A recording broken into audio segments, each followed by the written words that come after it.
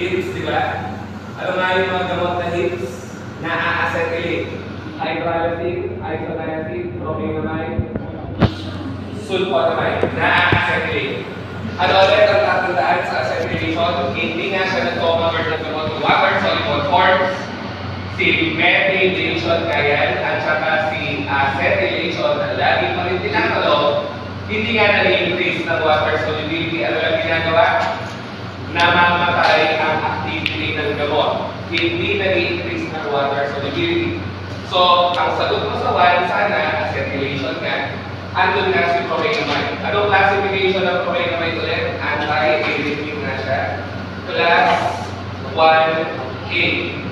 Quarter pounder, di ba? Pwede din propanamide, diazepamide. So, record lang ng record kasi hindi ko isusulat lahat kung gusto siya ng oras pag pinairal coaching style ko to.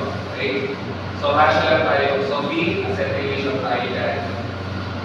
Then, okay na. Yung methylation na ulit, hindi rin nag-increase ng water solubility nga. Pumapatay lang ng activity ng gamot. Diba? Terminate attenuate. Lagi tinatanong pharmacology module 4. Number 2, specific question, lagi rin tinatanong, madali naman, yung nga lang, ano yung PK?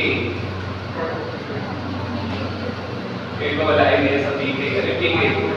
Pharmacokinetics. Sige, alin daw dyan ang pwede mag-increase ng bleeding dahil sa warfarin in relation to pharmacokinetic profile. So ano? Yung one bad displacement from protein tethers, tama? Tama, di ba? Nag-undergo siya ng protein binding displacement, sabi ng pharmacokinetic teacher nyo. Number 2, again, ang tanong, context, increased bleeding or hemorrhage, meaning, alin sa apat na senaryo ay pwedeng tumaas at warfarin mo. Pag na-display sa albumin, yes. Pag tumagal at pagkabit sa albumin, of course na. Pag na-inhibit ang metabolic degradation, of course yes. Pag na-activate ang degradation, of course na. Madali siya kung inunawa, di ba? So, sagot ay 1 and 3. Letter C. Ayan na, parang share ko pa last meeting ata. Alin nga pwede pang increase ng bleeding? Lahat. With warfarin, anti-thyroid kasama. Yes, kasi nagkakos sila ng ano ulit. Pagbagsak ng platelets, ano tawag? Hindi ka pa pala tumatang sex meeting kung sa pita. Pinabigay sa pita. Ano ba? Ano tawag? Pagbagsak ng platelets, thrombocytopenia. Sino yung mga popular na anti-thyroid drugs nga na naglo-lower ng platelets? Si Metimazole na nakikita mo sa ospital, di ba? At saka si PTU na. Sinabi ko rin, drug of choice to sa mga hyperthyroidic, pero pag buntis, PTU. Positive sa pregnancy test nga. Nakapandaan lang. Okay? So, obviously, anti-platelet magkakos ng bleeding. Obviously, anti-thrombotic magkakos ng bleeding. Ano nga ulit ang papasok under ng anti-thrombotic? Ano? Pag gumamit siya ng term na anti-thrombotic ang tinutukoy niya dalawang grupo, anti-platelet at anti-coagulant. Okay? Under lang yung dalawa, doon, umbrella term yun. Kaya pag tinanong ka, sino dyan si aspirin? Saan mo pwede i-classify si aspirin tapos nakaganon siya? Siyempre, isasagot mo yung anti-platelet, no?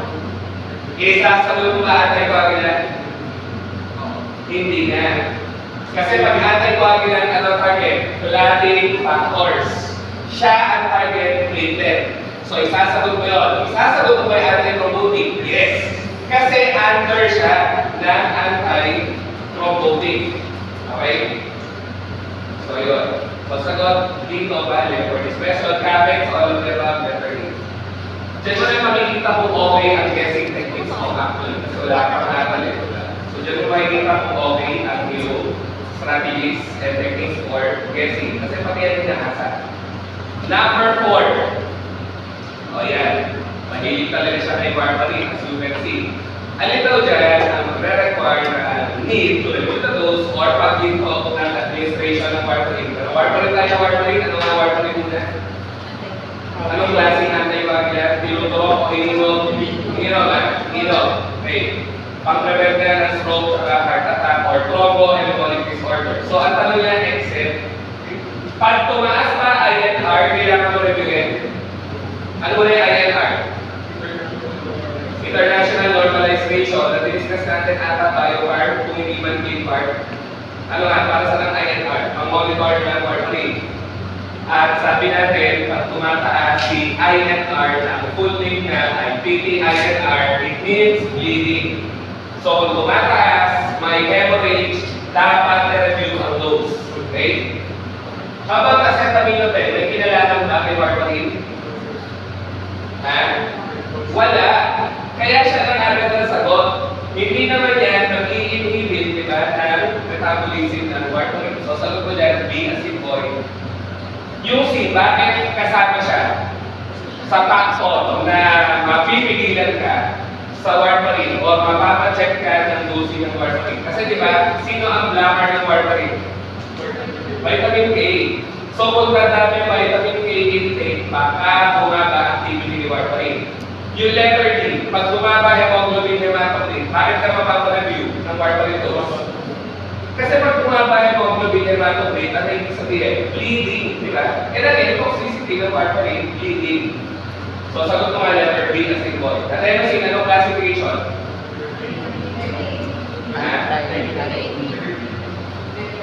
Kung adenosine blocker, galing ha?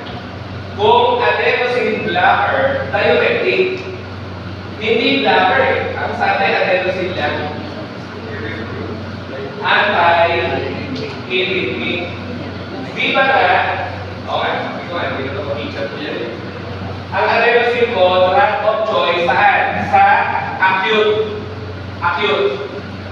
Acute paroxysmal supraventricular tachycardia. O SDTA. Ano ba yung SDTA?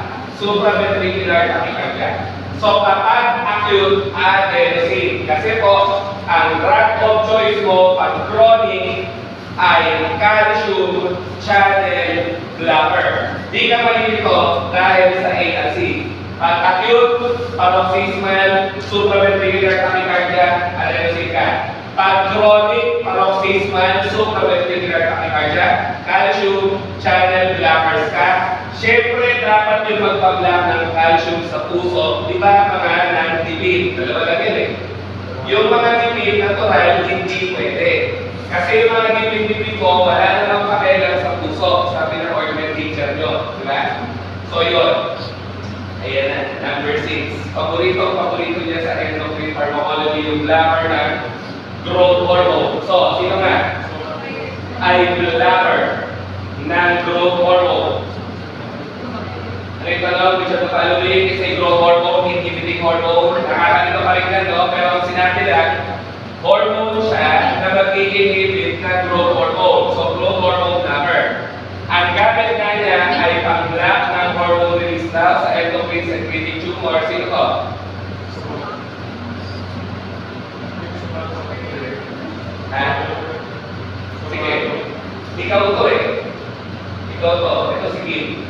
Kayo yung outlier. So kayo tayo. Ano? Ha? Ano yung somatropin? Hindi nga. Somatostatin. Alin dyan yung growth hormone? Ha? Yung totoong growth hormone yung may to. Growth hormone. Ito, ano to? Globe. Recombinant DNA derived. Hindi ka rin malilito, wala kang totoo sa pangalan.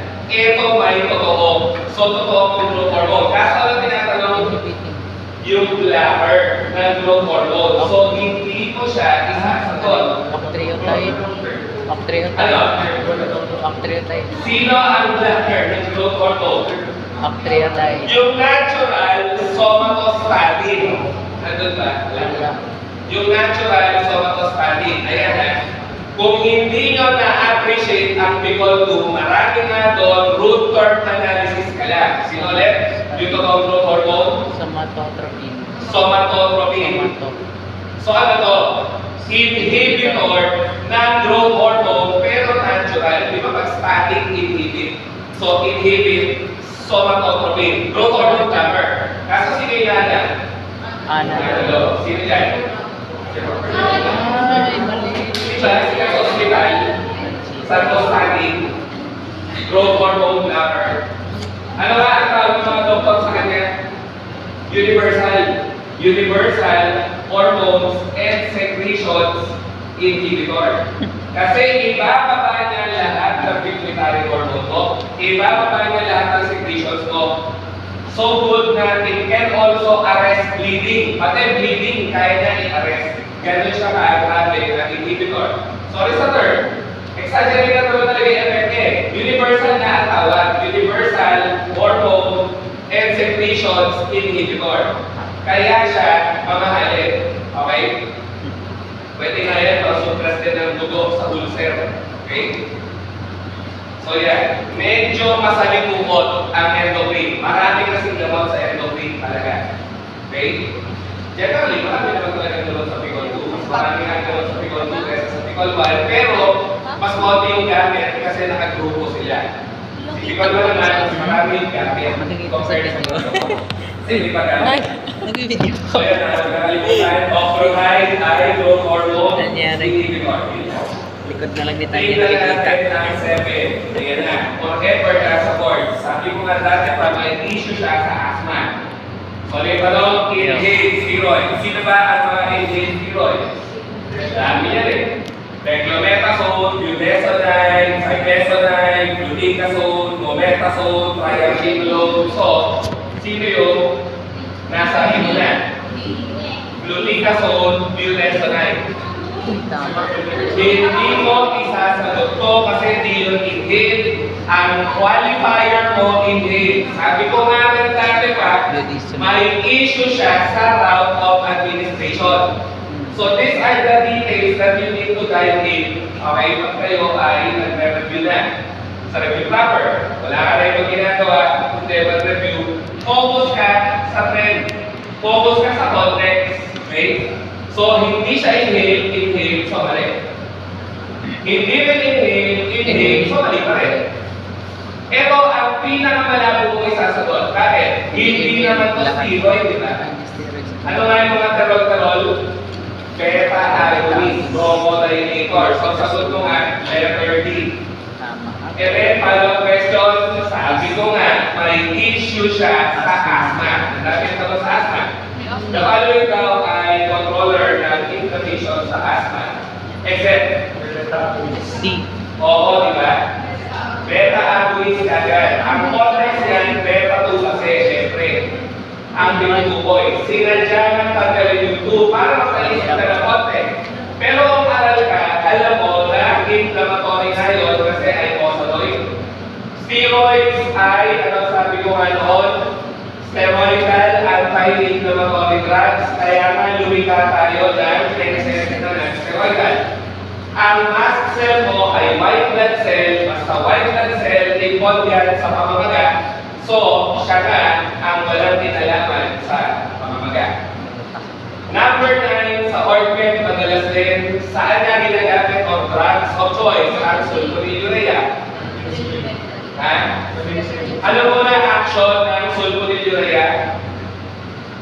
Sila ay nagpapalabas ng insulin. Ang side effect lagi ng insulin mismo at kahit anong nagpapalabas ng insulin, hypoglycemia. So again, nagpapalabas ng insulin. Saan galing ang insulin? Beta cells, ano alam natin sa biochem? Pag type 1 diabetic, wala beta cells. Pag type 2 diabetic, may insulin, pero hindi cells. So, type 1, walang beta cells, walang insulin. So, imposible mong bigyan ng secretago. Kaya, ang sagot mo nga, letter D. Kasi, di ba, ang letter B mo ay non-insulin dependent diabetes mellitus. Ano? Kaya nga non-insulin independent. Mabubuhay sila ng walang tinuturok na insulin. Kasi pag type 2 ang pasyente, may beta cells na, so tama lang, bigyan mo ng pampalabas ng insulin. Kasi may cells naman eh. Hindi lang mag-work ang secretagogues mo saan? Sa type 1 syempre. As lagi mo rin tinatanong, nonsense na ang kahit anong secretagogue sa type 1 diabetic. Kasi wala naman silang nakilalabas na insulin. So number 9, sagot ay B. Number 10. Naman, kahit nakapigil, ala. Ano nga yung sikat na kaibigan ng chloropenicol sa bata? Green baby. Bakit nag-green ang baby? Namamatay buong ako. Diba? Kaya ang sagot, C. Bone marrow suppression. O yan. Ang habit niya, lalabas sa backboards, may makita rin kayong version nito, papalitan yung gamot sa dulo. Kunyari nilagay yung insulin, ano sagot mo? Siyempre, hypoglycemia. Kunyari nilagay yung furosemide, ano sagot mo? Ano common ADR ng loop diuretics? Tatanggal lang kanila ng tubig, so yung asukal mo sa dugo, nakakoncentrate. Nakawala yung tubig eh. Hyperglycemia nga. Marami ng hepatotoxic na gamot. Ang sikat nga ay siyempre, sino pa rin? Sino ang pinakasikat na gamot na toxic sa atay? Sino na? Alam niya, di ba si paracetamol, di ba? Paracetamol. Sa anti-cancer, sino ang pinaka-toxic sa atay? Methotrexate. Na-demark natin, na-discuss natin sa Picol 1, di ba? O, ayan na. Ito pa isa.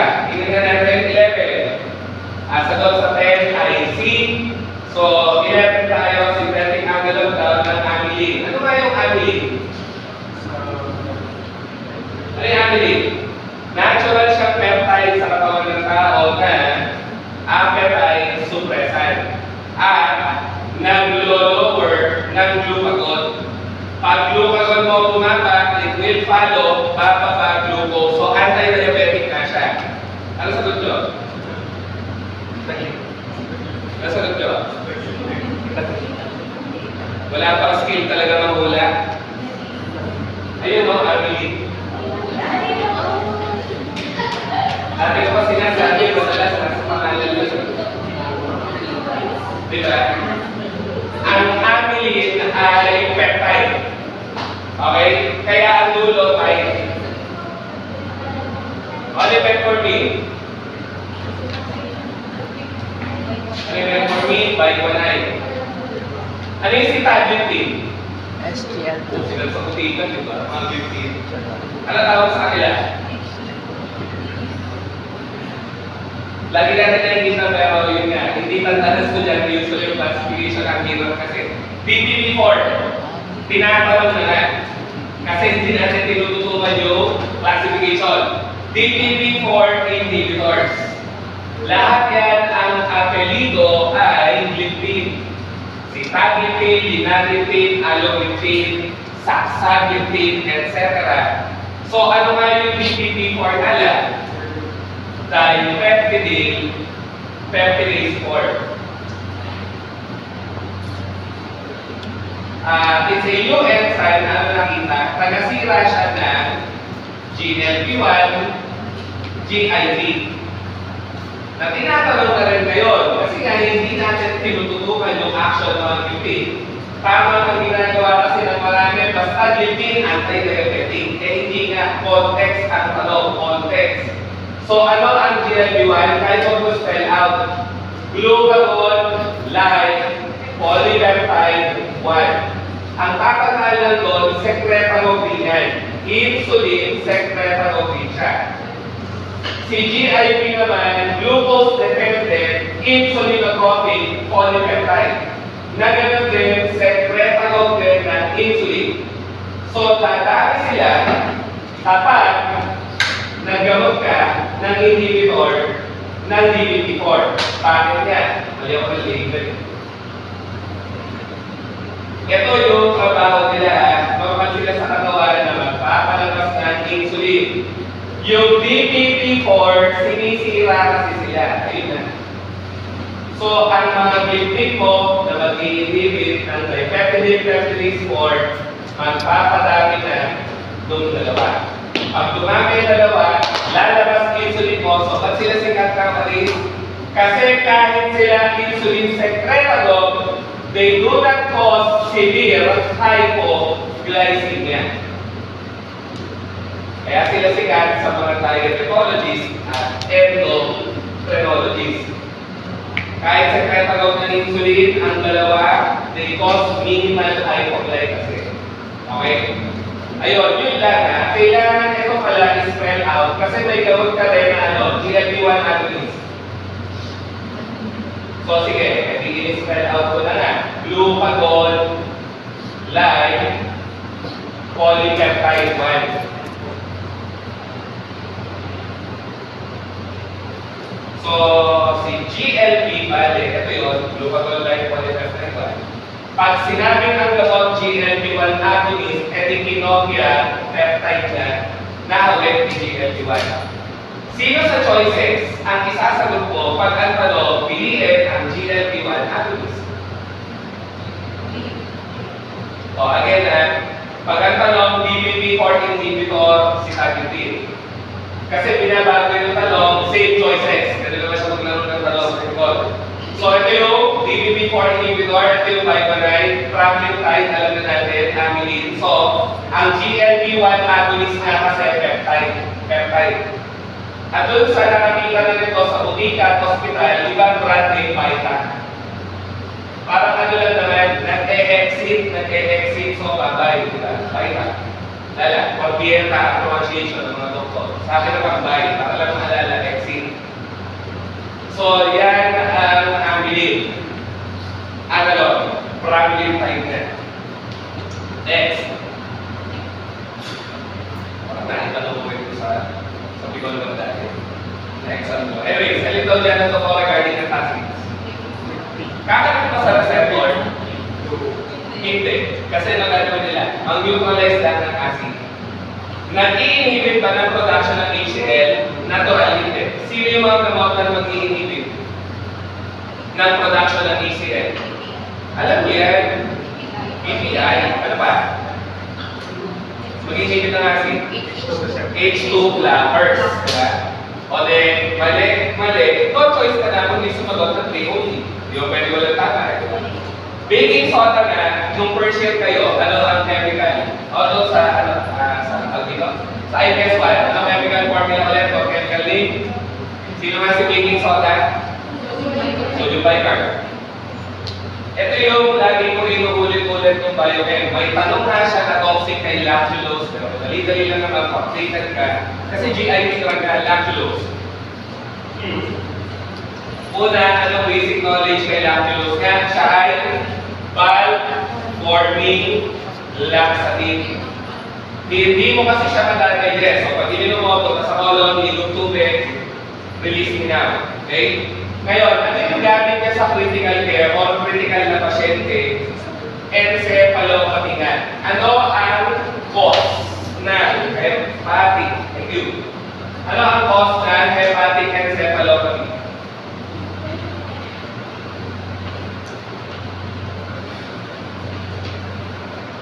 Sobrang ammonia.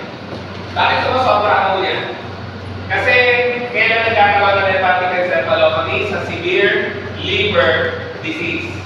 Ang atay, sabi ng biochem teacher nyo, yung ammonia ay ginagawang urea. So kung palpak ang atay mo, hindi mo siya mako-convert to urea, mag-iipon siya, pupunta sa utak, magkakos ng damage. Kaya nga, ang lactulose mo, ano trabaho? Una, lactulose, halata sa pangalan, nagiging lactic acid din, syempre. Ano nga ang ammonia? Base. Acid base magiging salt. Salt ay hydrophilic, ionized, polar, excretable. Okay na yun. So, tama namin yung 3. It will lower ammonia levels kasi ginagawa yung salt. At sa pagbaba ng ammonia level, hindi na siya maiipon sa utak. Kaya nga siya okay sa hepatic encephalopathy. Tinoxika pa nga, portal encephalopathy. Kasi ano ito yung portal? yung portal vein ng atay. Diba?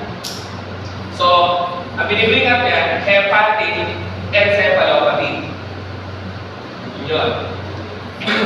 Yung context kasi minsan nakaka-short ka sa may duration ng review. So, sagot natin bale sa 13. Kapit sa all of the above. 1, 2, 3. 1, 2, 3, letter B. O, ayan na, 14, 1 point, kakasabi lang kanina. Sino daw dyan ay analog na GLP-1 na magpapadaming insulin, magre-reduce ng glucagon, sino nga dyan? Hindi ka nasasagot ng lipid. Hindi ka nasasagot ng tramlintide. So, ang pagpipilihan mo na lang dalawa. Ano nga sabi ko, pag GLP-1 agonist, laging peptide. Liraglutide na. Ano yung ergoglitoside? Na nakikita rin sa ospital. Toxic din ang pangalan niya eh. Pero nag-issue nga siya sa anti-diabetics. Toxic na pangalan ng classification. Ano nga?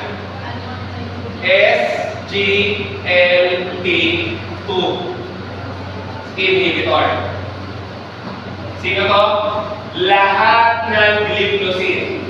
So ano to? Sodium, ay huwag isulat, ayaw isulat, glucose, co-transporter 2. Ano ang trabaho ng protina? Nasa kidney yan. Ang ginagawa niya, yung glucose mo papunta ng bibi, binabalik sa dugo. So tama. Pag ininhibit mo siya, glucose mo, hindi babalik sa dugo, lalabas sa bibig. Ang ending, bababa, glucose mo. Lahat sila may gliptoside sa dulo. Tatlo lang yan eh. Empagliptoside, dapagliptoside, tsaka R2, gliptoside nga. Tatlo sila. Yung nga lang, anong update sa kanya, dumarami ang napuputulan ng paa. Di ba gusto sa diabetic food, putol paa. Mga gliptoside mo or SGLT2 inhibitors, they increase the risk for amputation. Hindi ka lang para kung paano. 15, ito, pinagdedepatihan ang apat na review centers o ng tatlong sagot. Sorry na. Which of the following things unwanted effect ay tama? Between the causative drug and the unwanted effect. Tama ba yung methane nitrates? Tama? Di ba grabe methane? Nitroclasotrinators. Tama ba yung active valsartan? Dami kong hilig ko. Sige, search nyo. Lahat ng sartan, less dry ka. So, meron pa rin. May chance pa rin. So, tama yan. Doon nga nagkakatalo mga sagot. You can check on the people, you can check on Sue, you can check Chargel, lahat sila, ang sabi, may chance pa rin na dry ka sa valsartan. Meron, hindi sinabing wala. Kaya true pa rin yun. yung 3, lupus erythrolysis. Oo naman, basta na-assimilate na cause ng lupus, di ba? Kaya ang maraming sagot dyan, letter A, pero ang tamang sagot, even if you cross-check references, kapit sa all of the above. Meron pa rin, may headache, ay headache. May dry ka pa rin sa mga sartan. Hindi yan sa prila. Less or more dry ka na ang sabi. O, 16 ko lang makakali. Kasi ano yung tanong? Ano yung finger mo lang? Loop diuretic. Sino ba nag-iisang loop diuretic na sikat? At mali ko rin ako ng spelling. Spirolactone na tapos.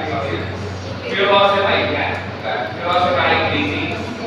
And yun nga, ang tanong ko sa kanya, anong gamit niya na common sa emergency med naman, acute pulmonary edema. Ano yung ascites?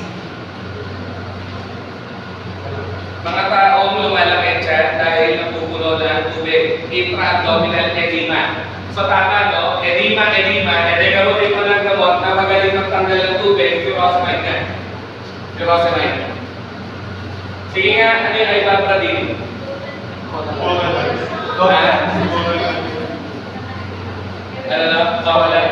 Ano nga gamit? Gamot sa angina or gamot sa iring? niya. So, cardiac drug. Ganun lang. Letter B. Sikat dyan. Rising star nga siya ng cardiac drugs. Kasi okay din siya sa arrhythmia. Okay din siya sa heart failure. Ang dami yung cardiac disease na kanya kaya. Okay? Ay, bago din. Ang habit niya, papalitan to na tawag dito, dantrolene. So, ano yung sasagot ko? Pag dantrolene to? Pascolini. Di ba sinabi ko? Yan na. Sige nga, ano yung RD? O, ito naka-spell out pala. Angiotensin receptor nebulizer inhibitor. Ano nga yun? Si sacubitril kasi ay prodrug na LCZ696. Huwag kayo sulat. Yun nga lang yung active metabolite niya, dose-lid, MDQ657. Ito nga kasi nebulizing inhibitor. Ano ang ginagawa ng nebulizing? Yung mga natriuretic peptide mo, yung bradykinin mo, yung substance P mo, tsaka adrenomedalin, lahat to ay nasa ano topic ko sa Tigol? Vasoactive peptide. Peptide. Lahat yan vasodilator. At lahat sila ang tagasira nebulizing. Pero yun na ba yun? I mean, yun na ba talaga ang benefits ng nebulizing inhibition? Hindi nga. Ang pagdami ng dalawa controls or reduces cardiomegaly. Paglaki ng puso. Kaya nga si sacubitril ang tinatawag na new hope ng mga heart failure na pasyente. Kasi di ba sabi ko doon pag na heart failure, 4 to 10 years na lang, like kingdom come, diabetes and convert na yan, may taning na kagad. Pero pag naka-afford ng sacubitril, umaabot 20 years up to life expectancy. Yun nga lang, kailangan mong sabayan ng balsartan. Hindi ko sure kung nakikita nyo sa hospital internship sites nyo, yan nga, si Entresto. Si Entresto, dalawang gamot ha, Arni. Bakit Arni? Kasi nga ano to, angiotensin receptor inhibitor o antagonist. Ano yung isa? Nebulizing inhibitor. Kaya di mo na malilimutan, Arni. So si sacubitril ang laman ng RD. Kasi ang totoong RD, dalawa sila dapat. Okay? 740. 19. Sino daw dyan? Sino daw dyan ay hindi factor 10 inhibitor? Ano tawag sa factor 10? Okay, ito na yung sulat.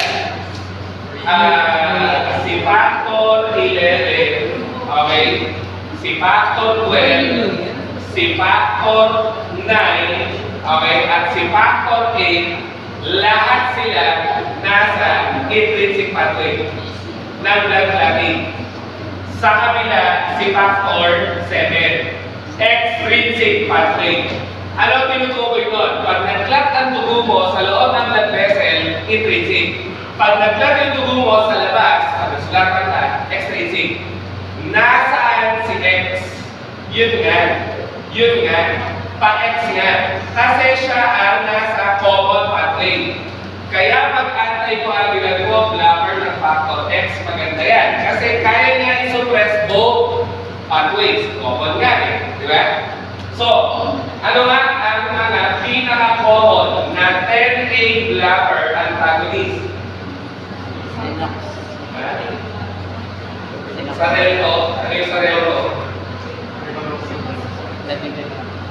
Sarelto, sa butika, sa ospital, pang-preven, na stroke, heart attack, lalo na stroke. Ha? Hindi napansin? Rivaroxaban, apixaban, edoxaban, vertixaban, lahat ng tatapos sa saban. Ano nga? 10A blocker maging nga sila. Ano ba ang 10A? Yan yung active form ng factor 10. Nasa pangalan ng gamot ang action. Tapos, sino ba ay factor 10 inhibitors na may issue din siya lately? Pagkulito yung sagot, low molecular weight heparin. Pag low molecular weight heparin ang advantage, syempre, mas maliit eh.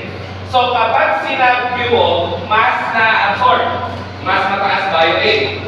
Hindi kagaya ng regular na heparin, malalaki molecule, mababa ang bioweight pag sinasabview.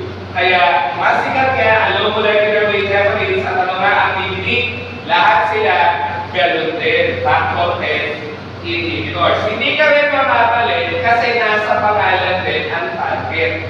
So, ano sagot? Dabigatran. Ano kasi yung dabigatran? Dabigatran, nilagatran, sinilagatran, argatroban, bivalirudin, irudin, ang dami yan. Pare-parehas yan, direct thrombin inhibitor. Diretso mag-inhibit ng factor 2. Thrombin ay factor 2. Bicol 2. Tala, pag-usapan ang clatic acid na bayan. So, ano yung nasa letter D? Halatanan, di ba? Ito si Alextra, di ba? Sa ospital, at butika. Si Alextra, ganoon din, factor X10 ang target. So, sagot ay dabigatran niya. Next, 20. Sino daw dyan ay tama ang pagkakamatch ng gamot sa action sa gamit? Ano nga pag-15? Sinabi ko na kanina, DPP-4 inhibitor para sana, pero power value ba hindi? Diabetes dapat. Exenatide ba ay amylin analog? Hindi. Isa lang ang amylin analog. Sino ngayon? Pramlintide. Siya lang ang amylin analog. So, mali. Although tama yung gamit. Okay?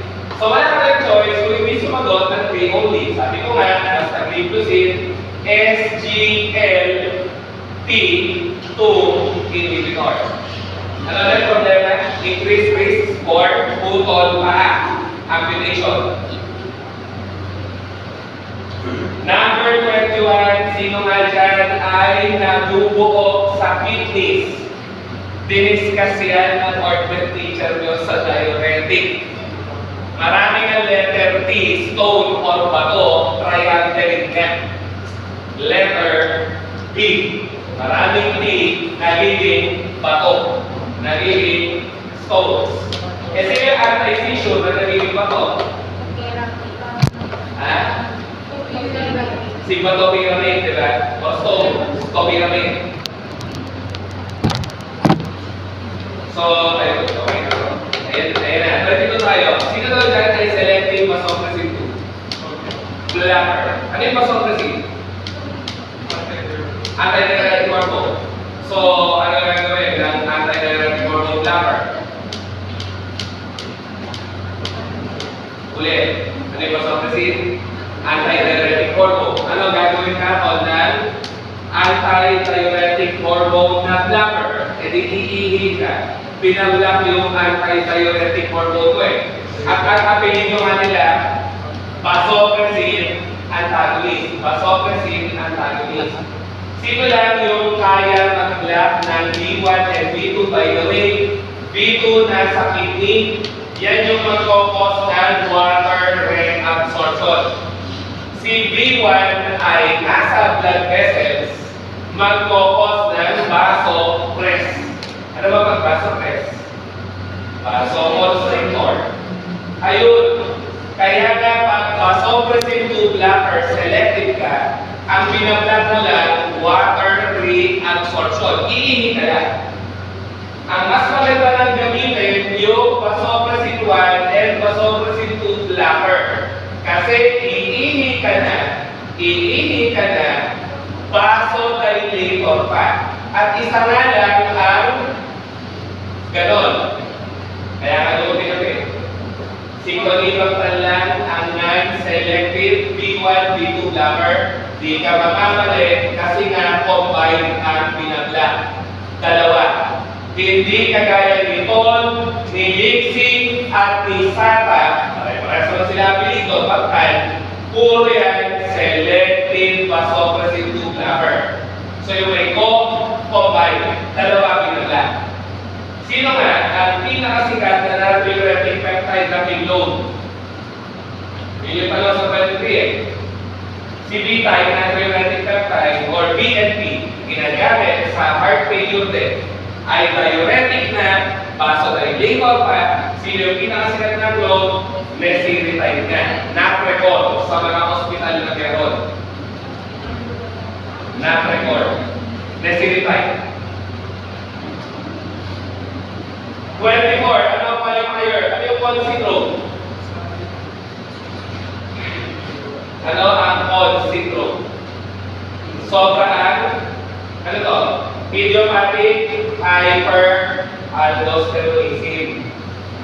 Eh, di alam mo na, ano yung gagamot mo? Aldosterone blocker. Spironolactone na. Ang drug of choice sa Cone syndrome. Ayan, lagi rin yung 25. Pagka pasyente may COPD na anti-high blood na ACE inhibitor, biglang na-try ka or angioedema na namaga, ang ano ka na kayo ipapalit? Sinabi ko rin yan sa orchid, basta may problema sa pill, palitan ka agad ng sartay. Sana wala na kaya. Sabi ko nga forever din na sa torch. Madami mo lang yung sartay. Kasi, 26. Sino nga ang mga long-acting na dimin? Pero naturally long-acting. Hindi ka mamamali long-acting nga or sana all. Aclodipine, lacidipine, lercanidipine. Sana all long-acting or long-acting. So sagot ay D. Ganun lang. And then, sino nga dyan daw sa 27 ang nakaka-improve ng recovery from cerebral stroke? Ano ang tawag sa mga gamot na nag-improve ng recovery from cerebral stroke? Nakikita siguro sa ospital, nootropic. Sino nga pinakasikat na nootropic? Citicoline, Sotacin, di ba? At sino pa nga? Citicopiloca, capsule. Minsan sa rin spelling, hindi ko na rin alam kung ano ang accepted. May iba kasi, ganon ang spelling. May iba pa na, ganon ang spelling. So, hindi ko na alam sino ba ang susundan natin sa mga yan. So, ginkgo biloba, citicoline, para sila sa nootropic. Ano nga ginagawa ng nootropic kasi? Nagdadilate ng blood vessels sa cerebral artery para mapasukan ulit ng dugo ang namatayan ng neuron o namatay na neuron sa brain para buhay ulit, recover. So, ganun lagi ang nootropic. Cerebro-vasodilator. And sino nga yung calcium channel blocker na nootropic na hindi mo muna nilagay doon, nakikita niya, hindi mo to. Ano generic ng hindi mo to? Nimodipine na. Letter D. Nimodipine. Hindi mo to. Nootropic. 28 tayo, alin nga ang hindi approved use ng calcium channel blockers. Ano kasi, hindi kagaya ng iba pa anti-high blood. Ano ba yung mga anti-high blood? Kasama ang alin? Ano ang nire-represent yan? Lahat ng RAAS modifier. Ito, ano nire-represent nito? Lahat ng sympatholipids. Then ito nga, calcium channel blockers. Ano nire-represent ito? Lahat ng vasodilators. At syempre, diuretics. So kaya ako sinulat. Sa lahat ng yan, ito nga ay hindi na-approve saan? Heart failure. Pwede sa heart failure, pwede sa heart failure, pwede sa heart failure, sila lang ang hindi. Kaya lagi pa rin tinatanong. Calcium channel blockers were never indicated for heart failure kasi po, they aggravate heart failure symptoms. Kung tutusin. Number 29 onwards, actually sa big part na yan, tinatalog at masakit sa mata tingnan kasi ganyan talaga pagkakatayo niya. Dire-diretso yung mga gamot. So, ayun lang ang medications on board. Aluminum magnesium hydroxide, antacid, dextromethorphan, anti-leucine, merosulfate, IDA, ipratropium bromide, short-acting, antimuscarinic for asthma. Ito, preventor na ng chronic asthma. Ito ay anti-angina. Ito ay drug of choice sa cholesterol. Ito ay, syempre, ascorbic acid, supplement, at warfarin, anticoagulant. So, ang tanong, alin ko dyan ang pang-relieve ng asthma? Ano sagot? Yung short-acting na bronchodilator. So, letter, ano yan? C. Letter C. Siyempre, ang habit niya, papalitan lang niya to na prescribe for prevention of her difficulty breathing. Tapos, same choices. Ano yung sasagot? Yung Montello Pascal. Yung Montello Pascal. Letter D. Di ba pang-prevent ng higa ang Montello Pascal? Preventer. And then, number 30, ang admission, binigyan daw ng doxycycline na tetracycline. Ano ang problema sa tetracycline ulit? Nag-calculate ng metals. At pag tumawid sila sa metal, ang problema, lumalaki particle at water soluble na yun. So, hindi tatawid ng membrane, diretso sa colon, ang tetracycline, ibubuhos mo na lang. Kaya, hanapin mo lang yung may metal. Sagot nga, 2 and 3. Letter C. 31. Kapag pasyente na stroke, binigyan ng alteplase na. Ano ang alteplase?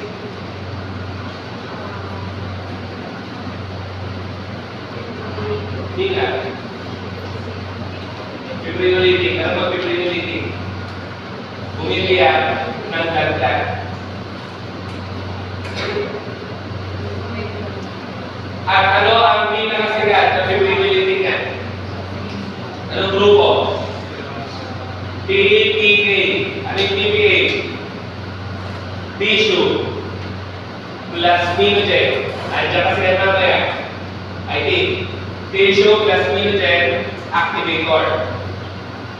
Ano lang ang tatandaan? Pag tissue plasminogen activator, ano ginagawa? Obviously, plasminogen ginagawa sa skin.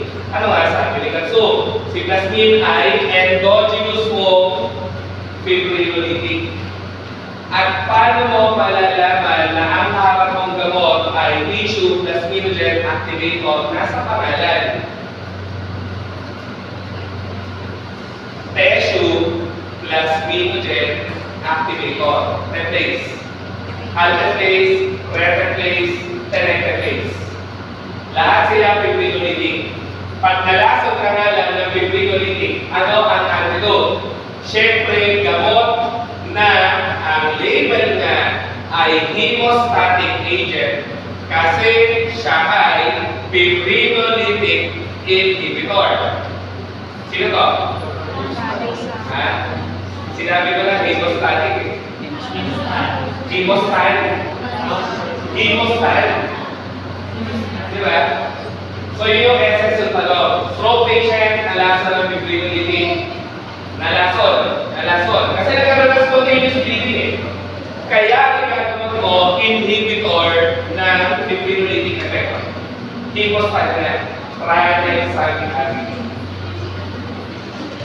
Number 32, pasyente naka-warfarin, nagkaroon ng pulmonary embolism. Inadmit sa ER, nagka-seizure, nakita GDC. Nasa Picolman din rin. Bigyan ng Pelicoid, kaso before anyone to intervene na, ang nangyari na ibigay mo yung Pelicoid, so nagagawin ng Pelicoid, displace ka si warfarin from the albumin. So tataas ang warfarin, malalason siya ng warfarin, ano mangyari sa PT-INR? Pataas. Kasi pag mataas yan, bleeding. So letter A. Letter A.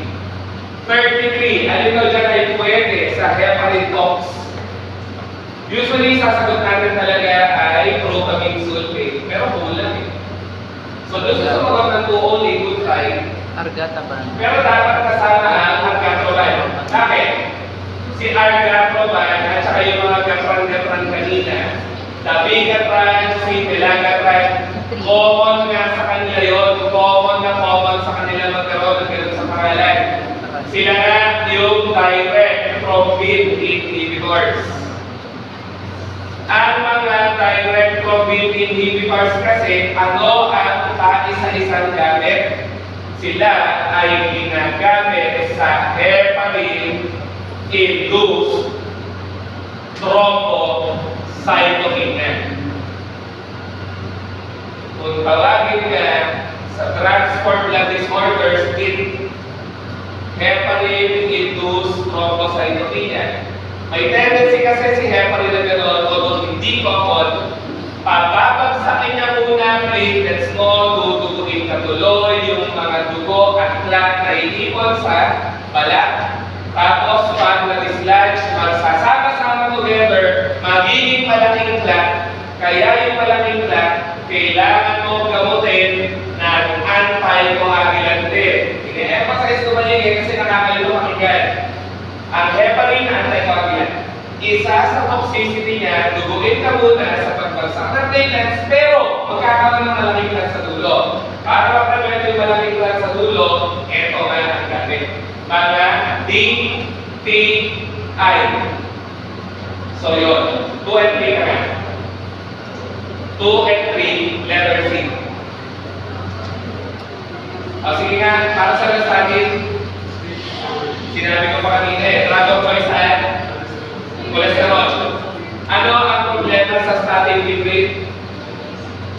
Sige, doon sa hindi makagaling, statin fibrate. Para sa statin, cholesterol nga. Para sa fibrate. Pang-lower ka, triglycerides, pagkaba. Sabi nga ng biological feature nyo, magkaiba ang cholesterol at taba, kaya magkaiba gamot. Yun nga lang, common sa pasyente, sabay mataas, diba? Kaya kailangan mo sila pagsabayin. Ang problema, ang fibrates, kaya mag-inhibit ng degradation ng statins. So, pwede ka malason ng statin. Sino nga lang ang fibrate na hindi nag-inhibit ng metabolism ng kahit anong statin, fenofibrate nga. Na ang brand name ay Lipantin at marami pang iba. Diba? Fenofibrate 34 boy. Ano toxicity ng statins? Ano ang mechanism of action?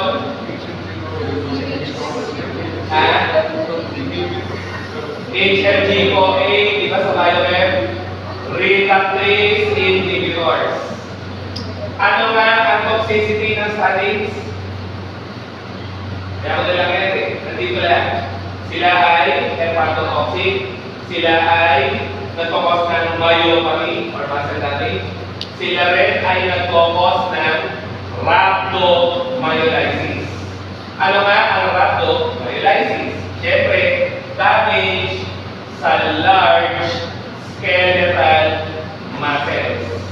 So, lahat ng sabi, pwede mag-cause ng hepatotoxicity, myopathy, rhabdomyolysis, nasa pangalan lang ng grupo. Eh, sino si rhabdovirus? Rhabdovirus. Sino pinakabawal example ng rhabdovirus? Wala sa iyo nag-aalaga ng aso. Rabies, di ba? Rhabdovirus. Kaya nga, rabies. At pag sinabing rhabdo, ano nga? Large. Ano nga ang description ng rhabdovirus? Large na ano raw? Bullet shape. Malaki siya, bullet shape virus. Anyway, sagot dito, B. Fenofibrate. So, yan na. Medyo mahirap. Medyo low steam. 35. Alin daw ang action ng fibrate? Yun na lang yun eh. The drug can inhibit cholesterol absorption from the intestine. Hindi siya yun eh. Ezetimibe yan. Ezetimibe. Na hindi mo nga lang makikita na masyado sa market ng Pilipinas. Mahal kasi, hindi mabenta. Pero magaling yan mag-lower ng cholesterol. Kasi inhibitor siya ng absorption ng cholesterol sa pitupa. Then, ang lahat ng fibrate mo nga ay PPAR alpha agonist. PPAR alpha agonist. Ano yung PPAR alpha? Kahit mo isulat. Doon lang sa Milius, makamapanood nyo lang ako. Peroxisome proliferator activated receptor. Yan nga ay gene transcription receptor kasi. Gene transcription receptor. So, PPAR. Okay? PPAR, alpha. At ano ang gagawin ng PPAR alpha na? Yan ay mag-activate ng lipoprotein lipase. At ang lipoprotein lipase, as the name implies, sumisira na ng kilala natin na very low density lipoprotein cholesterol. Pag nasira yan, edi bababa triglycerides mo nga. Kasi di ba, ang laging lipid nito, triglycerides. So yun, bababa triglycerides. Wala naman ang available na gamot na gumagawa ng number 3. So sagot mo nga lang, 240. Okay? Kasi nonsense gumamit ng gamot na ganito, ayaw mo na lumabas ang good cholesterol, di ba? Kasi pag lumabas ang good cholesterol, not good. Ginawasan mo, good cholesterol eh. Ano yung interesting? Na forever na tinatawag sa recent trends after COVID. Na boards. Ha? Ano tawag sa kanya? GCSF. Yun yung unang tanong. Anong classification yung Pinkerstein? Sagot doon, GCSF. Ano yung GCSF? Granulocyte colony stimulating factor. Okay? At ang mga GCSF po, in summary, nagpapadami ng puti, white blood cells. Okay? So, saan mo sila gagamitin? Ito sa tao na mababa ang white blood cells, lalo na sa nagtitigo. Ang tawag nga, CCIN. Cancer Chemo-Induced Neutropenia. CCIN. Yon ang pinaka-common na gamit. At ang pinaka-common ng example ay si Pinkerstein na tinanong na rin niya sa dispensing ang brand name Neupogen. Hindi niya naman pamamali. Nag-generate nga ng neutrophils. Nagpapadami ng neutrophils. Si Pinkerstein. Ano nga ang kinokopya ng mga stem? Ba't stem yung dulo? Stem cells. Skin cells. Wala. Kapatandaan ko, stem cell yan, stem cell. Kinokopya nila yung effect ng stem cells. And as we all know, stem cells nagpapadami ng bone marrow cells. So, ano ba gamit ng Pinkerstein? Nagpapamature ng white blood cells sa leukemia. Kaya pwede sa leukemia. Kasi sa leukemia, madami ka ng white blood cell, puro naman immature, so hindi lumalabas ng bone marrow, kaya prone ka sa infection at sepsis. Okay? Ayun, so tama na yung 2. Pwede ba sa autologous stem cell transplantation? Ano yung autologous? Ano yung autologous? Nag-donate ka sa sarili mo. Paano yun? Example, tinamaan ng cancer ang pasyente. Ang gagawin ng mga medtech, mga doktor, hematologists, kukunan siya bone marrow, okay? Bone marrow cells. Pero bago kunan ng bone marrow cells, bibigyan muna ng GCSF. Kasi nga, GCSF promote bone marrow cell formation. So, ang cancer patient, bago pa i-chemo, bibigyan ng GCSF Pinkerstein. Ngayon na marami na yung bone marrow cells or stem cells, i-harvest na ng doktor. Para safe na yung bone marrow cells. Bibigyan siya ngayon ng anti-cancer, so mamamatayan siya bone marrow cells, okay na. Nakapagtabi ka na ng bone marrow cells. So, ito-donate sa'yo pabalik. Kaya nga ang tawag, autologous. Ikaw ang sarili mong donor. Okay? So, yan ang mga ibang gamit ng GCSF na mamahalin natin. Number 37, padali, ata, sana. Sagot dito, ate, solve ka lang. 37. Heart failure patient, lumala daw ang sintomas, binigyan ng digoxin. So, ano nga yung mga ayaw natin sa pasyente ng digoxin? Sinabi ko rin yung pinulwa ng iba. Ayaw mo bumagsak ang potassium. Kasi potassium ang pang-away mo sa epekto ng digoxin. Ito ay mag-cause ng hypokalemia. Okay? So, ang tinatanong, yung i-avoid. So, pipiliin mo furosemide. Ayaw mo na mababa magnesium kasi panglaban mo yan sa calcium at ang digoxin ay paparami ng calcium. Ayaw mo rin ng hypercalcemia kasi mataas ang calcium, makakalason lalo sa digoxin patient o pasyente ng digoxin. Okay na spironolactone. Bakit nga? Potassium sparing eh. Mali pa naman ng type. So, spironolactone. Ngayon ko talaga ng spironolactone kasi magkatabi nga yung type sa ako. Anyways, 1, 2, 3 na dyan, letter D.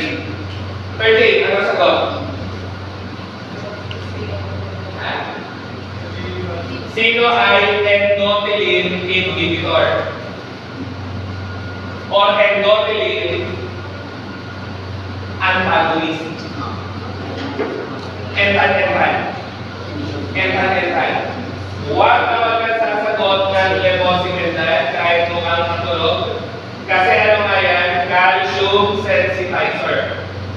So, ang trabaho niya ay kung ilan yung calcium sa puso, gagawin lang niya yung puso mo mas sensitive sa calcium, kaya magaling din siya sa heart failure. Si startup science, wala ka na makikita niyan, kung kaya ng digoxin, ay babating na formula doon, sodium channel blocker sa puso, sabi niyo nga kanina, cardiac trap. Then, ano nga ang 39, ano ang pagkakaroon is the most common potassium channel blocker. Magaling sa maraming forms ng arrhythmia, kung tutusin. At bakit natin tinatawag yung long na full spectrum? Sinasabi yan, narinig ko, kaya na i-block lahat ng channel. Kaya na i-block lahat ng channel. Sodium, potassium, calcium. Kaya full spectrum. Yun nga lang, kaya i-block lahat, toxic siya sa puso. Pwede siya mag-cause na heart block, bradycardia. So, pipili ko yung 1, yung 2, oo, kasi toxic sa atay yan. Basta gamot toxic sa atay, kailangan i-monitor ang SGPT. At ang amiodarone nga, nagkakos ng formation ng fibrous plaques sa baga, kaya isasagot mo rin yung 3. So, bakit sa all, huwag niya mag-red letter A? Letter A. Number 40, ang tanong, sino ang dalawang grupo ng anti-arrhythmic na nagpapatagal ng kuryente sa puso? Class 1A, Class 3. Ano yung 1A ulit? Sodium channel blocker. Pwede rin bromide, diazepamide. Class 3, ano yung Class 3? Potassium channel blocker. Sa nalilito pa, yung 1, yung sodium, yung 3 ay sino ba? 1, 2, 3. 1, 2, 3, 1, 2, 3, potassium channel blockers, lahat ng class 3 sa nalilito lang. Sino nga pinakasikat na potassium channel blocker? Nakakasabi lang kanina, amiodarone nga. So, dalawa sila ang nagpapatagal ng kuryente sa puso. 1 and 2. 1 and 2. So, letter B. So, wala ito. Letter B, 1 and 2. 41, ayan. Tanong sa amin, na matagaling din ulit, pero itong mga recent trends, kaya ulit, ano nga hindi ADR steroids? Ang steroids ko kasi, yung tatay ko, sa malangit naman, si Choring niya, ang pangalan, ang tawag niya, Kuya. Mayaman yun, bilyonaryo. So, from there, natanda ko tuloy, Kuya Don Pepe. Sorry ka. Steroid side effects. Si Kuya Don Pepe. Steroid side effects ang ibig sabihin nun. Number 1 ay increased infections. Number 2, Cushing syndrome. Kasi sobrang steroids mo, magpupushings ka. Ano kayo sa kanya pagbababa steroids?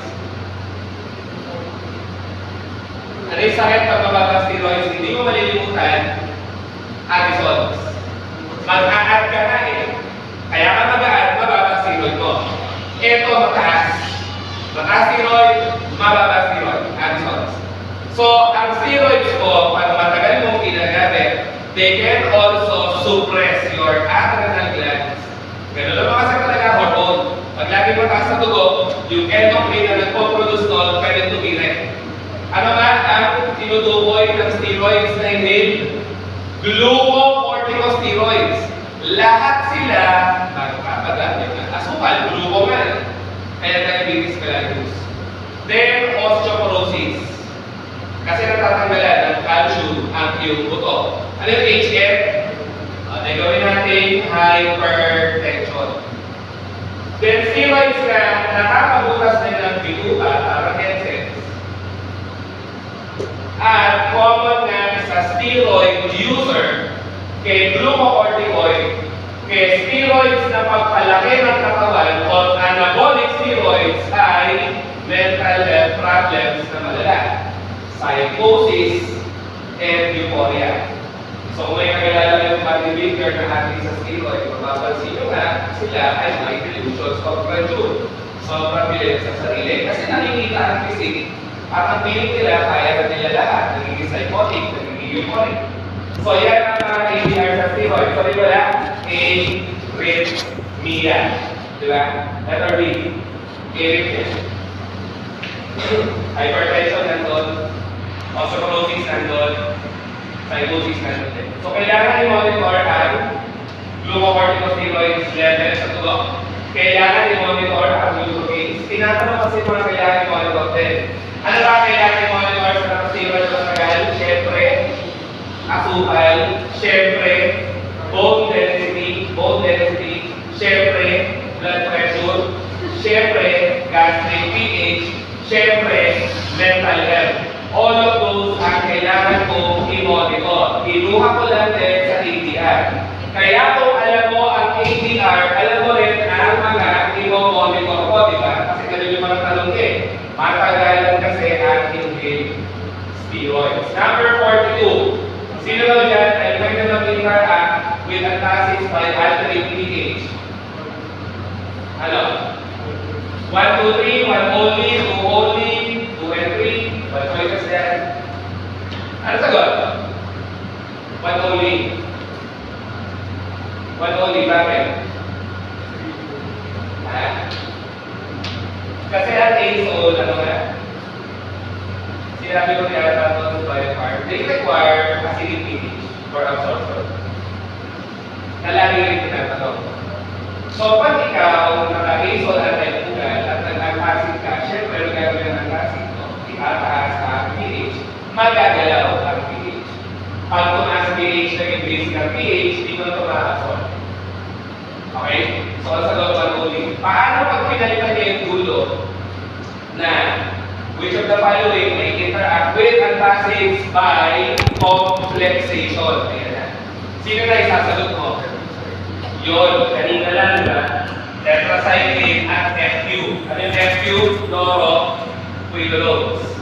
Ciprofloxacin, ang pinakasikat ng example. And yes, nag-comport din yan ng complex alkali sa mga metals. E di ba nga ang acid mo may magnesium, aluminum? At basta may magnesium, aluminum, malamang may metal.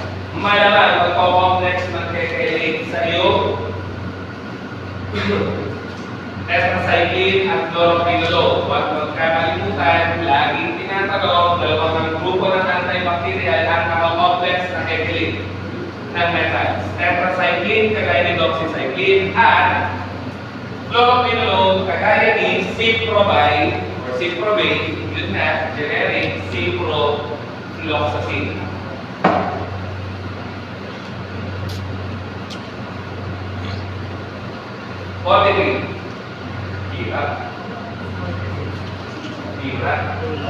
Ano? Anti-asthma. Pagkakay ko lang action. Si omalizumab na brand name Soler, pangalan pa lang ako, mahal na nga, Soler, di ba? Ay pangontra sa IgE. Yung parang may pulis sa pangalan naman, IL-5 blocker or interleukin 5 blocker. So nagkapalit sila. Ang hinahanap yung tama. So, sagot ay 3. Dalawa lang eh. Ang interleukin 5 blocker, dalawa lang. Yung police at yung wrestling. Isa lang. Isa lang. As in, isa lang. Ang anti-IgE o malis yung paglas. Kasi kung sinasabi, pag isa lang sa grupo, magkakalimutan. So, yun.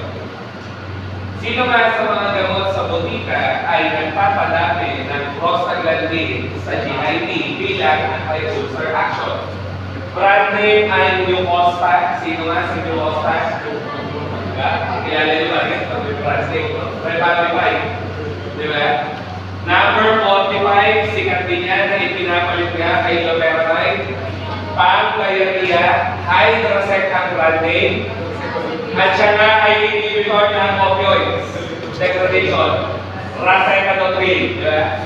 Letter C. Ano yung lubiprostone? Prostanoid, na inhibitor ng chloride channel. Anti-diarrhea. Sumunay sila. Baka hindi na yung sa puti ka rin. Anyways, 46. Yan ang kakaiba sa kanya. Ano yung paawag mo na? Ha? Peripheral artery occlusive disease. May para sa peripheral artery. Sino yung gamot na tinuturuan ng red blood cells kung mag-stretching? Kasi ang ginagawa flexible eh. Kakaiba nga siya. Frontal, ang brand name. L-toxicity. Letter C. Para may sumagot ng silostazol. Silostazol, sige, pwede sa pahod. Pwede sa pahod. Kaso, hindi niya nagagawa na maging flexible ang red blood cell. Okay? 47 tayo. Sino daw dyan ay pang-induce ng remission? Ano nga ang remission?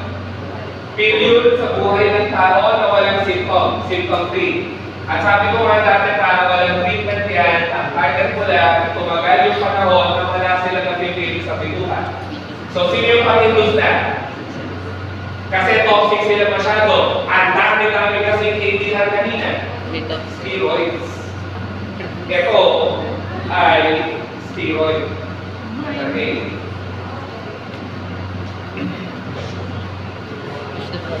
Number 48. Sino daw dyan ay clone form or arginine-derived form ng IGF-1. Ano yung IGF-1? Or insulin-like growth factor 1. Di ba? May growth hormone, stimulating hormone. Palabas na siya ng growth hormone na tinawag natin kanina somatotropin. Si growth hormone na ay pumupunta sa muscles and bones. At ang palalabasin niya ay IGF-1. Si IGF-1 ay peripheral hormone na yung growth hormone. In the same way na si thyroid stimulating hormone, ang peripheral hormone T4, T3. Peripheral pituitary. Peripheral pituitary. Lagi meron sa endocrine. So si IGF-1 peripheral hormone na kapag kinload mo, ano ang meron? So balira rin namin mahal kasi.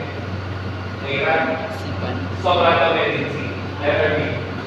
I clone form na IGF-1. Ay, hindi, sorry. Synonym yan. Synonym ni IGF-1 somatopredicine. Ang clone form niya, mecasernine. So yun, sorry. Somatopredicine, synonym ng IGF-1 at yung clone form, recombinant form, mecasernine. Ano yung atosibal? Oxytocin blocker antagonist. So ano magiging gamit? Tocolytic. Kaya pag paparelax na ng bahay bata, tocolytic. Parang isoxsuprine yan. 49. Growth hormone blocker. Pwede to, sige. At ano nga pag may fetch daw? May polyethylene glycol long acting. At yan nga ay antagonist kay growth hormone. Sino pa? Ito kanina ay mga analogs ni somatostatin na. So ito hindi mo isasagot. Bakit? Halata sa pangalan, estrogen hinahanap growth hormone antagonist. So, ang sagot mo ay 1, 3, 4. Yung 3 and 4 sila sa hospital, kailan baka hindi nakikita sa akin. So, 1, 3, and 4. Letter D as ito. May kailangan ba ito ng case? Saka lagi ba tayo? Alam mo to, regarding vasopressin, siya ba ay posterior hormone sa pituitary? Yes. Dalawa lang ang posterior hormones or posterior pituitary hormone. Sino ngayon? Laging ADH or antidiuretic hormone, vasopressin. Sino ba isa? Yung pag-contract na ng uterus na si oxytocin. Dalawa lang ang posterior pituitary hormone. Vasopressin, oxytocin na. So tama ito. Yung 2, desmopressin, analog ni vasopressin, longer acting kasi, hindi short acting.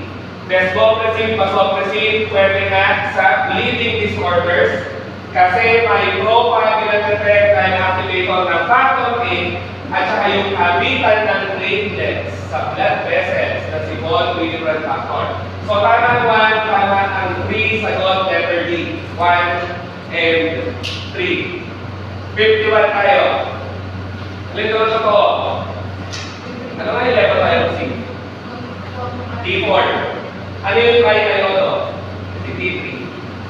So, si T4 ba rarely used? Saka yung common exam. So, maliwan. Si T3 ba rarely used dahil toxic sa puso at may half-life? Yes. Si T4 ba ay mas ginagamit kasi mas mahaba na half-life? Totoo rin. So, sagot ko 2 and 3, letter C. Ano gamit ng steroids? Administered, di ba nga steroidal, anti-inflammatory. Tapos bakit nag-cause ng increased infection? Sila nga kasi ay immunosuppressant. Sagot 1 and 3, wala silang antiviral activity. Wala silang antiviral activity. Hindi pwede. And ito na, laging tinatanong, longest acting steroids. Dalawa lang kasi yan, Dexa Beta. Dexa Beta. So sagot, D. Dexa at Beta. Wala silang apelido, Betazole. Then, sino nga ay direct acting androgen blocker para sa prostate cancer ng lalaki? Anong aabangan kong apelido? Glutamine. Apalutamide, bicalutamide, nilutamide, at F lang, no? F. Glutamine. Letter D. Letter D. Glutamine. Basta androgen blocker, glutamine. Pickless insulin. Pag-clearance. Pickless. Ha? Itimir. Bakit pickless? Kasi yung ibang insulin, kahit pag-idrogi, may pick. So, yun lang yung itinatagal ng effect. Yan nga ay insulin level versus time. Ngayon, pag pickless insulin ka, wala kang pick. Pero, tuloy-tuloy ang PPP mo, umaabot 48 to 72 hours. Ito less than 8, less than 12, less than 24 pa nga. So, long-acting insulin na at pickless insulin. Sige yan. Levemir, Lantus, ang pinakasikat, ano nga yung Lantus? Insulin, Glargine, insulin Detemir, Levemir. May bago, insulin Tecludec. Laging tinatanong. Nangyari nga pala sa Picol. 4 days ago, 3 days ago. 15 points ha, 15 points. Classification na, iba-ibang insulin. Kaya kung hindi ka pamilya doon, sorry na agad. So yung longest acting na, si Glargine, na wala dyan. Pickless, Glargine, Detemir. Sabi ko nga yung bago, Tecludec. Pag nakita mo yung tatlo, pickless.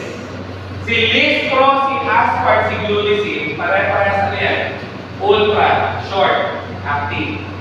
Sila yung pinaka-maikse at para lang sila saan? Post-prandial hyperglycemia.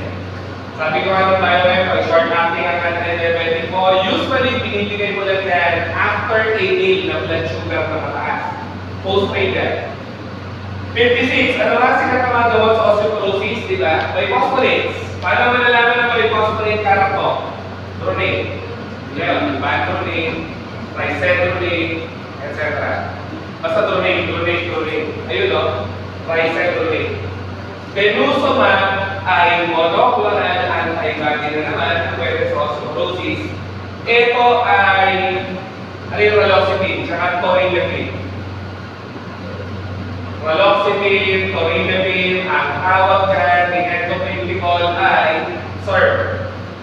Selective Estrogen Receptor Modulator. Ang maganda sa mga gamot, pag sobrang estrogen mo, i-block nila. Pag kulang estrogen mo, i-activate nila. Modulate, taga-connect. Okay? So yun. At ano na lang gamit ng dalawa, osteoporosis. Ano yung abala para tayo?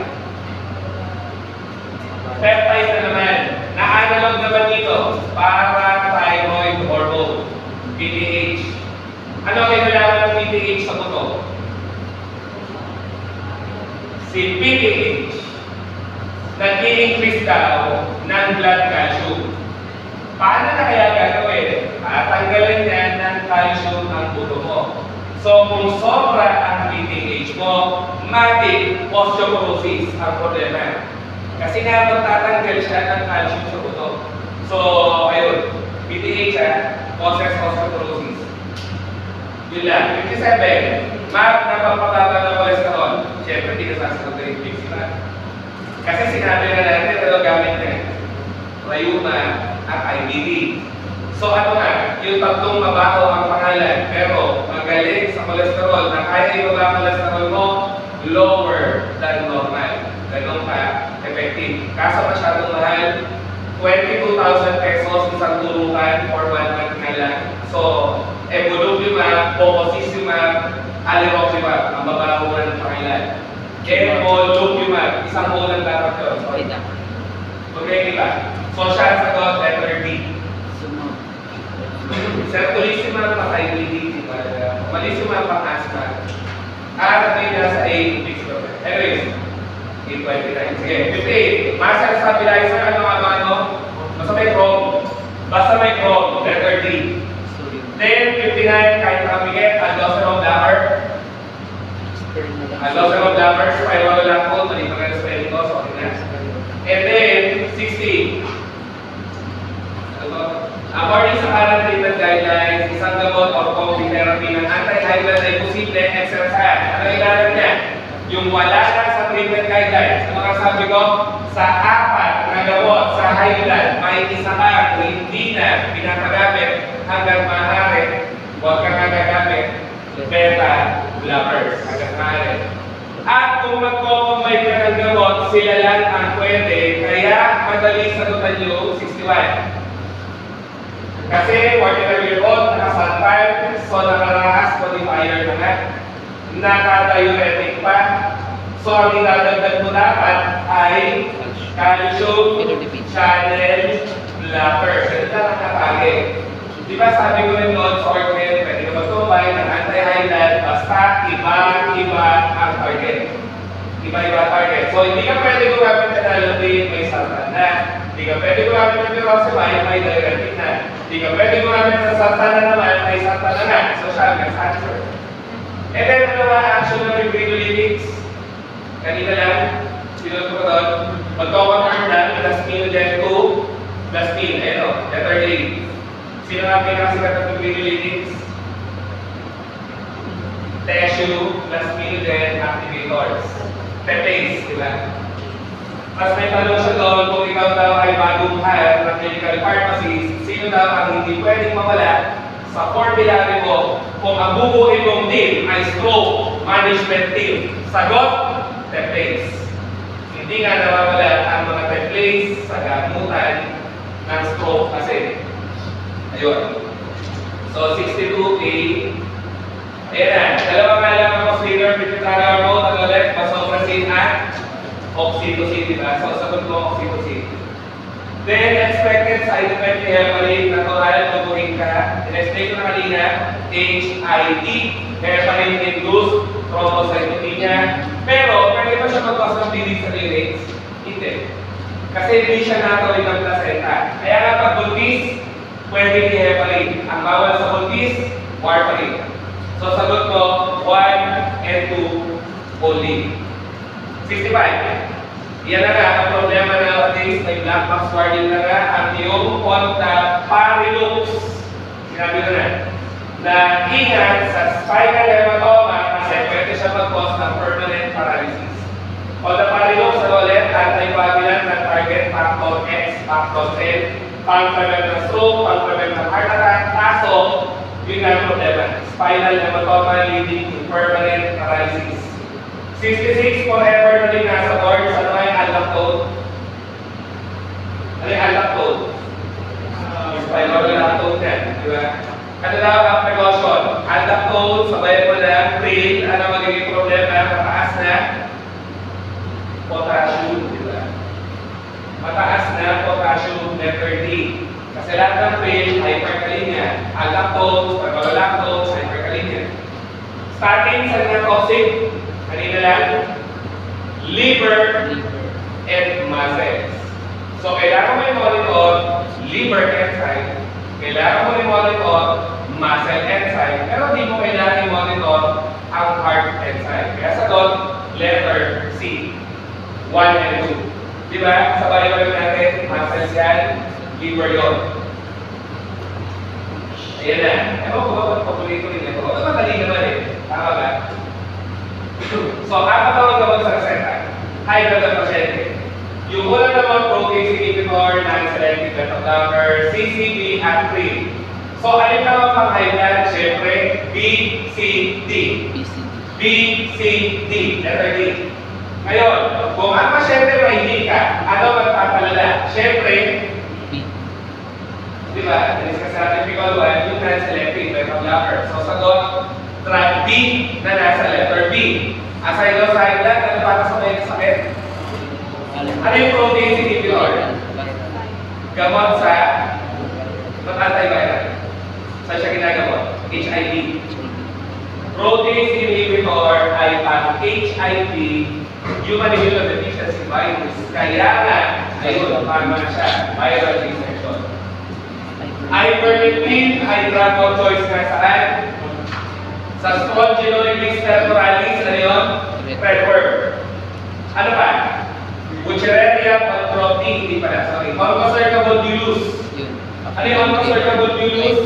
Yun ang nagulat ng mulari. So, sagot ay D, 1 and 3. Hindi mo siya gagamitin sa roundworm. Bakit? Ano drug of choice sa roundworm?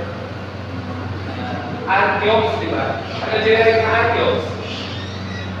Sa butika. Mebendazole na. Diba? Pag roundworm, mebendazole. Ang ivermectin, redworm, or Strongyloides temporalis, at saka si oncocercabulus na nagkakos ng African fever diet. 72, medyo mahirap, immunocompromised patient, naka-breathing machine, kasi tinamahin nga tayo sa pneumonia niya. At nakita may pseudomonas. Ano hanapin ko ng penicillin? Yung anti-pseudomonal penicillin. Sino nga ay anti-pseudomonal penicillin? Carbapenicillin. At ang pseudomonas, gram-negative na. Ito pang gram-positive. Ito pang gram-positive. Ayun o, nasa letter D, gram-positive. Ito, X pang gram-positive. Ito, pang-negative. Carbapenicillin, pang-gram-negative. Yun lang. So, ay pang diba? Penicillin na tinatanong siya. Chronic PPI, wala naman APIs dati. Kaso ngayon, wala na nakikita. Ano? Bukod sa osteoporosis, ano yung API nila nowadays? Hindi na bago. 8 years na established na sila ay nagpapadami ng gastrin-producing cells. Nagpapas sila ng gastrinoma. At ang gastrin mo, nalalabas ng acid. So, paraan niya ng bitupa mo para labanan ang epekto ng PPI. Okay, PPI mo, pag nalabas ng acid, gagawin ang katawan mo, dadalihan niya ang G-cells. G-cells na magpo-produce ng gastrin para labanan ang PPI effects mo. 74, ano ang hinahanap? Gamot na makapatay ng malaria sa atay, ano ang tawag doon? Radical cure. Kasi nga, ang malaria madalas nasa dugo. Sino lang ang gamot na kaya pumatay ng malaria sa atay? Primaquine nga.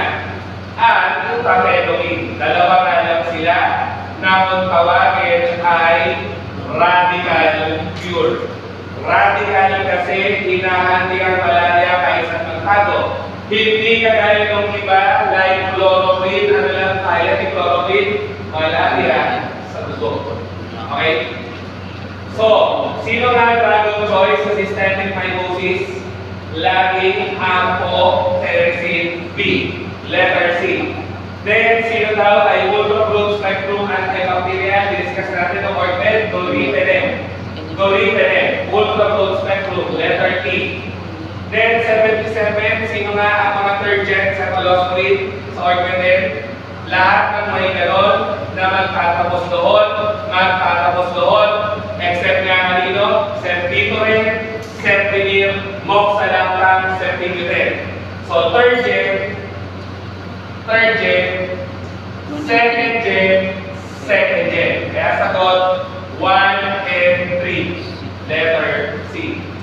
Ayan, kung magagaya sa teacher na malinaw yan, hindi nga magabubuhan ng matagal, sino anti-inhibitor na hindi lason? Sabi ko tuloy, sa atay. Isoniazid toxic sa atay. Rifampicin, sa mga toxic kayo sa atay. Pyrazinamide ng focus ng gout, toxic sa atay. So ito, ethambutol, saan siya toxic? Letter E, mata. Optic uritis. Ikaw ay nagkakaroon ng red-green color blindness, hindi ka makadecipher ng red at green, kaya bawal lumate mo. Hindi mo kita red at green. Okay? So yun 79. Halin daw ito sa amphotericin B. Ano nga tawag ng mga infectious disease specialist sa kanya? Ofultericin. Bakit oful? Oful kasi ang renal damage na focus niya. Bubutas siya ng membrane ng fungi, bubutas din siya ng membrane ng kidneys mo. At dapat nga sabihan ng nurse na bago na hindi siya pwede isabay sa swero kasi na-precipitate siya ng electrolytes. So tama ang 1, mali yung 2, hindi siya hahalo with electrolytes, na-precipitate na. And again, drug of choice sa athlete, systemic fibrosis. Hindi sa superficial. Kaya sa God part only, letter B, as boy.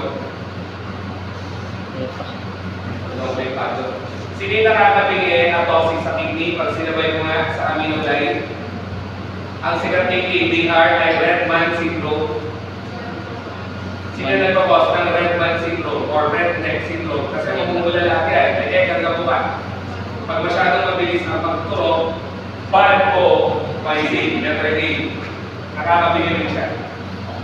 Siyempre yung mismo tanong na namali ako, na yung ulit-ulit apartment, kung saan naman kaya nga sa akin. Ano ang action of sulfonamide? Inhibitor ba na? Reductase, hindi na. Sino yung inhibitor na reductase? Trimethoprim. So ano ang inhibit na sulfonamide na? Dihydroteroid synthase. Synthase, sulfonamide. Reductase, trimethoprim. Wag magagaya nga sa akin. Nakitama mo yung one na dapat false nga. Number 2, sila ay static? Yes. Kaya nga pag sinamahan mo ng static din na trimethoprim, nagiging silent. Bawal sila sa G6PD kasi nag-focus na ang sulfonamide mo na hemolytic. So sagot ay yung bottom 2, 2, and 3 lang. So isasama ang 1. So, nasa yung 2 and 3 doon ay yung letter B. Ayan na. Ano ang pinaka-okay na antibiotic sa buntis? Hindi pwede ang sulfonamide dahil sa early dose. Hindi pwede ang tetracycline kasi mangingitim ang ngipin na bata pag lumakas. Permanent yun. At may batas ka nga sa legal pharmacy na nagpe-prevent ng pag-dispense sa tetracycline sa edad 8 years old and below. Ano ngayon? Administrative Order 342. Huwag na isulat. Chloraphenicol, bawal sa bata dahil pre-baby. Mga ciprofloxacin, bawal sa bata kasi sumisira ng joints. So ano nga ang drug of choice? Sa mga buntis na may infection, lagi beta-lactam antibiotics. Di ba beta-lactam to? At beta-lactam dito. Penicillin. So sagot, letter C. Si Contra hindi pwede. Kasi may sulfametoxazole. Sulfametoxazole causes Kernicterus, lagi din sinatanong. So, sagot C. Sino yung pang-puti? Ano yung puti? Complicated UTI at intra-abdominal infection ng laring at aerobic. So, pag complicated UTI, isang form na nun ay tulo ay STD. Ayun, may tulo sa pangalan. Wala lang. Septolosin. Fifth generation cephalosporin. Kaya, nakasabi lang, premature baby ng Kernicterus na lumagat ang gamot na culprit, sulfonamide kagad, letter A. Basta may Kernicterus sa bata. Then, ayan na, speaking of tulo, single middle-aged male, masakit ang pag-ihip, naninilaw ang discharge, mag-green-green pa, paninila, Neisseria gonorrhea na ang cause. Sino ang pinaka-okay amongst the choices sa tulo? Third generation cephalosporins na ganito lagi ang mga pangalan. Kasi ang third gen, ang drugs of choice niya sa gram negative. Ayon kagad sa letter A, third generation. Hindi ka sasagot sa Puroxide, panglito nga yan, kasi kahit may ano siya sa dulo, sabi ko nga naman sa orchid, exception to the rule yan, second gen. Hindi siya susunod sa rule na nakasanayan natin. And then 86, sino nga ito sa Picol 2 talaga. Alam kasi natin yung umakabit sa 50S eh. Sino yung umakabit sa 50S? Lincosamide, chloramphenicol, macrolide. Diba? So, sino dyan sa tatlo ay inhibitor ng peptidyl transferase nga? Chloramphenicol kasi. So, letter siya. Ayun, C. Okay? And then, 87, sino yung inhibitor ng LPS at marami pang ibang trabaho? Kaya biyakin ang polysome o monosome ng mga bakterya. Kaya kami alam sa transcription. Kaya palpakin ang pagbabasa ng ribosome sa iyong amino acids. Sino yung marami ang pharmacodynamic effects? Streptomycin, aminoglycoside. So, 87, A. So, ano ang beta-mycin? Pwede ba sa gram-negative? Hindi. Pag gram-positive siya. So, maliwan. Then, pwede ba siya sa anaerobes? Oo. Fusobacterium bacteroides ay mga common na anaerobes. So, tama. Sabi ko nga, may roll-on na sa mukha for deep-on. So, tama ang 2 and 3. Letter B.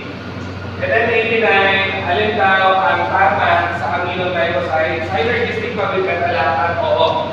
Pag ano nga sila eh, pang gram-negative. Ako na alala ko sa N-glycoside. Diba, aminoglycoside, ano yung amino, N, nitrogen. So, yung N-glycoside magaling sa negative. Gram-negative. Beta-lactam magaling sa gram-positive in general. So, nasama, synergistic. Pwede bang inumin ang aminoglycoside para ma-absorb? Hindi. Kasi asukal yan eh. Sabi natin biochem, asukal, polar. So, hindi siya ma-absorb pag ininom. Dapat iturok lang. So, mali, yung 2. Papasok ka sa blood-brain barrier o water soluble? Hindi na. Kaya sagot mo, 1 only. 1 only. Letter A.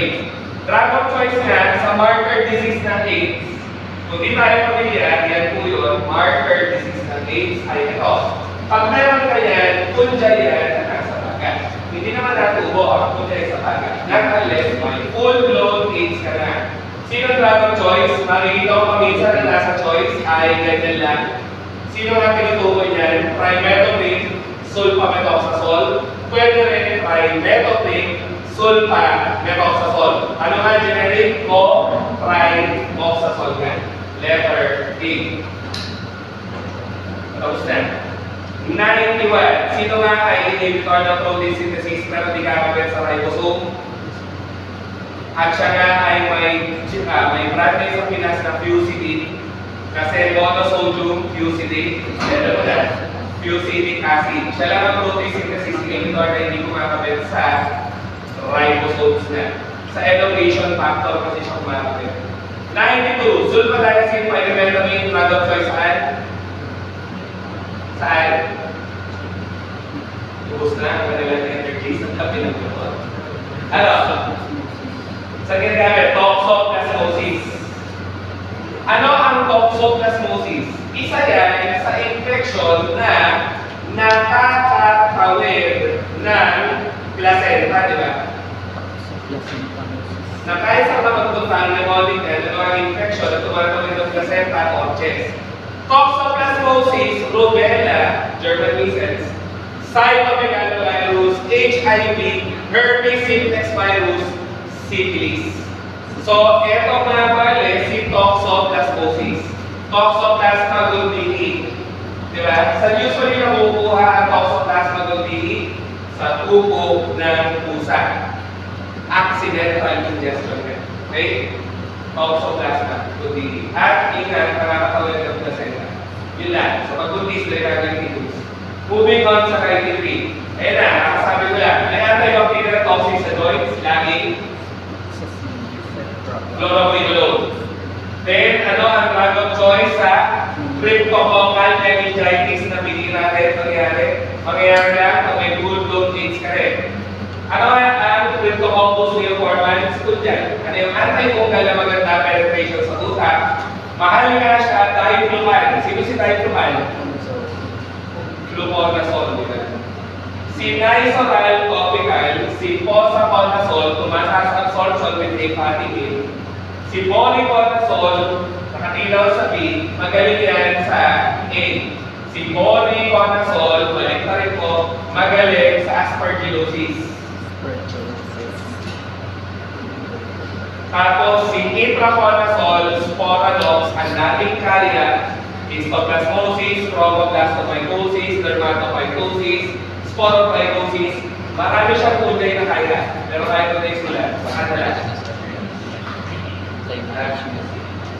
Yung